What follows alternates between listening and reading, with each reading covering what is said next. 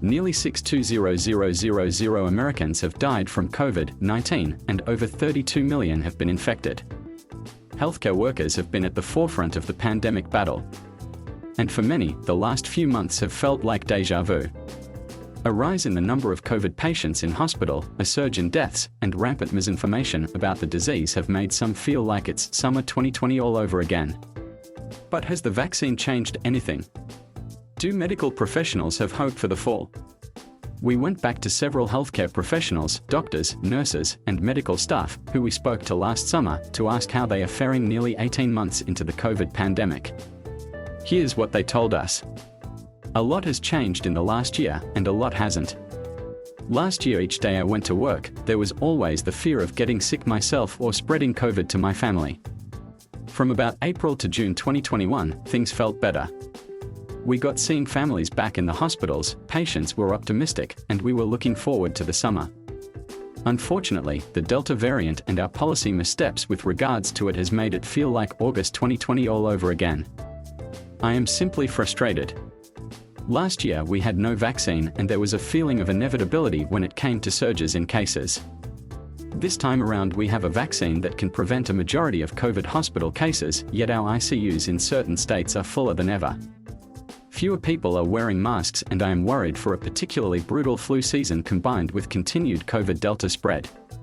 What concerns me is that last year when we were seeing our hospitals get full, our political leaders reacted to those challenges with policy measures. But this time around we are simply not doing that. Our governor in Texas has issued mask mandate bans and we are lagging behind in vaccines. I truly hope we can find a way to depoliticize the pandemic, masks, and the vaccine. If we can do that, COVID can become a minor nuisance rather than a death sentence for thousands more Americans. We've not yet contained the pandemic. We have not been able to control it, and now we are probably headed into another surge, at least in the United States. In Massachusetts, we are preparing our hospitals for this after seeing the rise of patients in other states.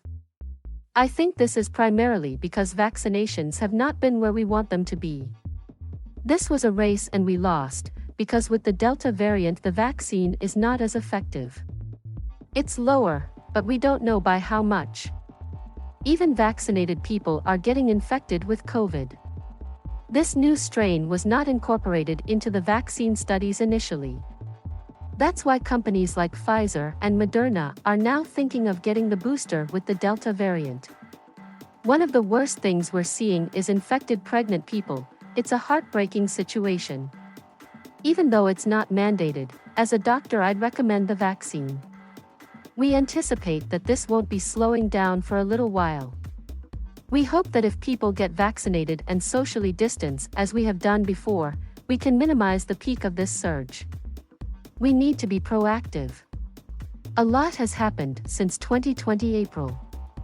After working as an ICU nurse in the peak of the pandemic in New York City, I was burnt out. Thankfully, by the summer COVID numbers dropped and work life settled a little bit. As the dust settled, New York felt different. I could feel myself itching to get away, desperately wanting a change of scenery. So, I picked a city in Texas that I'd never been to, and accepted a travel nurse contract in El Paso at the end of summer 2020. What started off as a cool experience quickly turned into another COVID nightmare. El Paso soon became a COVID epicenter as the virus infected entire households. Instead of returning back to the acute care hospital setting in 2021, I took a nurse practitioner job working in vaccine clinics across New York City. For nearly 4 months, I was on the other side, the side that felt less stressful and more hopeful. Instead of witnessing the tragic stories of COVID, I was met with the smiles of people excited to get vaccinated, who had hopes of moving toward a new kind of normal.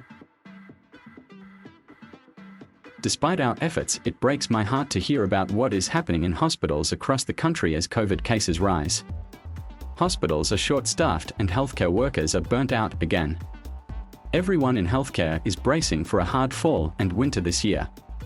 It's a bit unnerving to see hospitals overwhelmed at the end of summer before flu season even starts.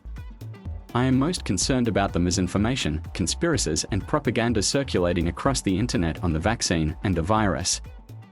I know that in the end it will only hurt our country and stifle efforts to curb the continued spread of COVID. Over the past year I have been inundated with COVID patients.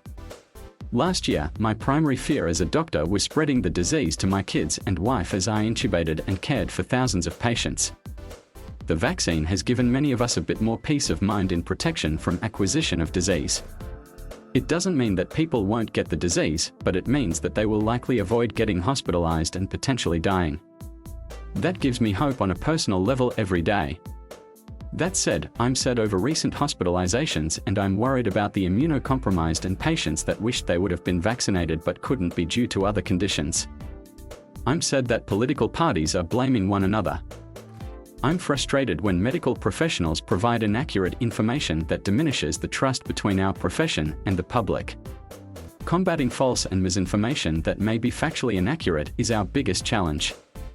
We need to understand fears about masking, vaccines, the disease, and then partner with those that hold these fears to find ways to work through improved informed decisions.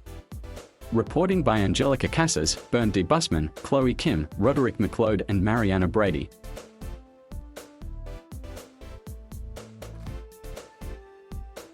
Thank you for watching. Please subscribe